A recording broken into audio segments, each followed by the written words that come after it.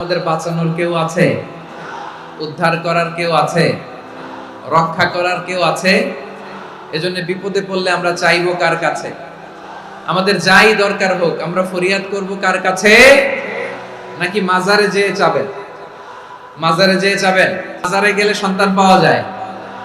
আচ্ছা, মাজারে না গেলে যদি বাচ্চা না হতো, গরু ছাগলের যে বাচ্চা হয় ওরা কোন মাজারে মানত করে বলেন? কথা কি বুঝতেছেন? এই যে প্রতি বছর গরু ছাগল ভেড়া এগুলো যে বাচ্চা দেয় এরা কোন মাজারে যে মানত করে? এজন্য চাইতে হবে একজনের কাছে, তিনি কে? আমার প্রিয় পটুয়াখালীবাসী, মাজার জিয়ারত করা সুন্নাহ। আমরা মাজার জিয়ারত করব, আল্লাহ ওয়ালাদের কবরে যাব, আমরা সেখানে যে সালাম দিব, দোয়া করব, নিজের জন্য করব, কবরে শুয়ে থাকা মাইয়েতের জন্য করব, পুরো মুসলিম উম্মার জন্য করব। কিন্তু কবরে যিনি শুয়ে আছে ওই বাবার কাছে সন্তান চাওয়া যাবে? চাকরি চাওয়া যাবে? সফলতা চাওয়া যাবে? সফলতা দেয় কে? আল্লাহ যদি তোমাকে কোনো বিপদ স্পর্শ করায়, আল্লাহ যদি তোমারে কোনো বিপদে ফেলে দেয়, ওই বিপদ থেকে উদ্ধার করার তিনি ছাড়া আর কেউ নাই। জোরে বলেন ঠিক কিনা?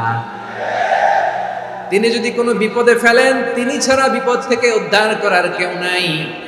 আর তিনি যদি তোমার প্রতি কোনো অনুগ্রহ করতে চান, ওই অনুগ্রহ ঠেকিয়ে দেওয়ার ক্ষমতাও কারো নাই।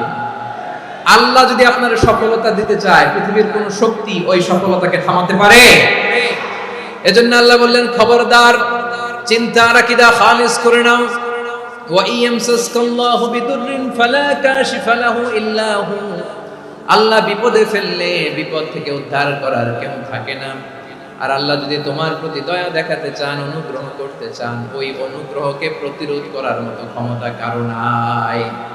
তিনি তার বান্দাদের মধ্য থেকে যাকে ইচ্ছা তাকে দেন, যত ইচ্ছা তত দেন। তিনি ক্ষমাশীল, তিনি মেহেরবান। সুবহানাল্লাহ। তিনি ক্ষমাশীল, তিনি মেহেরবান। তাহলে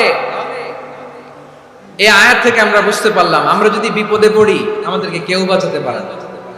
আমার বাবা আমারে বাঁচাতে পারে, আমার মা আমাকে বাঁচাতে পারে, আমার বন্ধু আমারে বাঁচাতে পারে, আমার দলের কর্মী আমাকে বাঁচাতে পারে, আমার পীর সাহেব আমারে বাঁচাতে পারে।